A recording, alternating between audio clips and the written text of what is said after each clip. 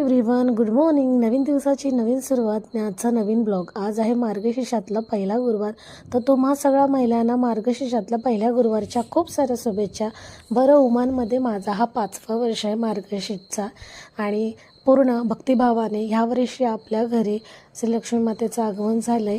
बरं, तर फुलं मी म्हटले ना, कनेरीची खूप छान फुलं सचिनच्या ऑफिससमोर आहे. त्यांना म्हटलं आज सकाळीच येते वेळी या घेऊन, कारण रात्री बाहेर गेलो तर खूप उशीर झाला यायला त्याच्यामुळं.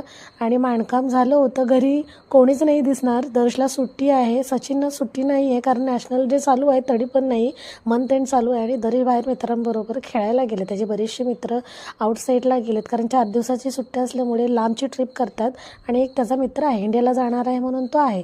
आणि बरं, पूजा करून झाल्याच्या नंतर आपली रोजची कामं आहेत. जेवण बनवायचं आहे, आपण नाही जेवणार पण पाहिजे ना घरी. त्याच्यानंतर कपडे रात्रीच धुतले होते तर ते आता सकाळी काढून मी म्हटलं चला आटूप लावून देऊया. दुपारी दोघांना खिचडी केली, खिचडी खाली, खिचडी छान झाली होती. सचिनला गरम गरम गेल्यावर त्यांचे दात एकदम चावायला लागतात, असं झालं.